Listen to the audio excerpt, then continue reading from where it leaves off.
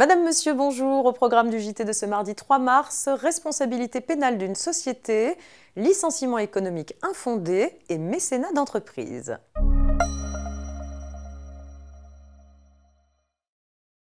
On s'intéresse pour commencer à une affaire de responsabilité pénale d'une société.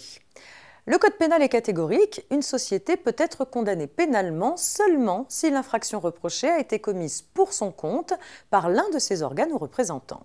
Cela implique, selon la Cour de cassation, que la décision de justice prononçant la condamnation ne peut se contenter d'indiquer que l'infraction a été commise par l'organe ou le représentant de la société poursuivie. Cet organe ou la personne physique représentant la société doit être précisément identifié. Ainsi, dans l'affaire soumise à la Cour, les juges du fond ne pouvaient simplement indiquer que les infractions d'hébergement de travailleurs dans un local non conforme, de paiement d'un salaire inférieur au SMIC et la non-remise de bulletins de paye conformes ont été commises par les responsables en matière de gestion administrative ou comptable du personnel, en matière de politique salariale et de gestion du personnel, et encore en matière de sécurité et santé du personnel.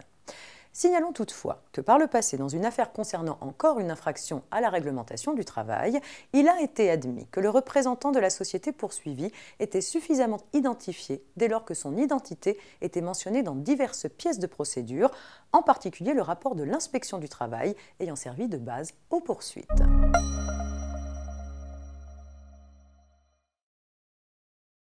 Des précisions relatives au licenciement économique infondé à présent. Pour mémoire, dans les entreprises de moins de 1000 salariés qui procèdent à des licenciements économiques, l'employeur doit proposer aux salariés concernés la possibilité de bénéficier d'un contrat de sécurisation professionnelle dit CSP.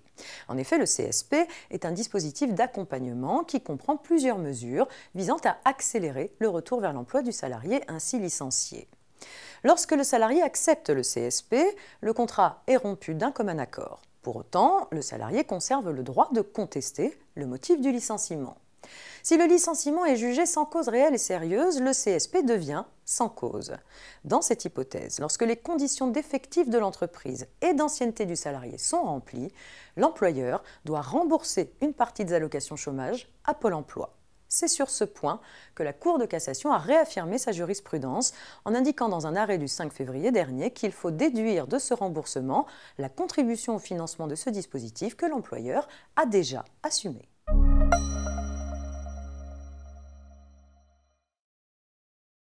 Mécénat d'entreprise pour terminer.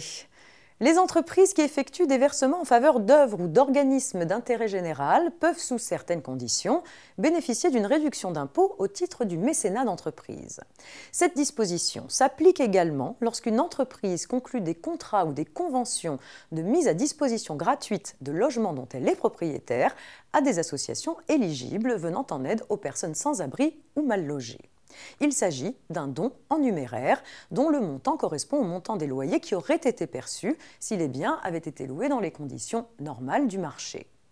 Dans la mesure où les associations viennent en aide à des personnes en difficulté, le taux de la réduction d'impôt dont peut bénéficier l'entreprise donatrice s'élève à 60%. Fin de ce JT, je vous souhaite une excellente journée. À demain.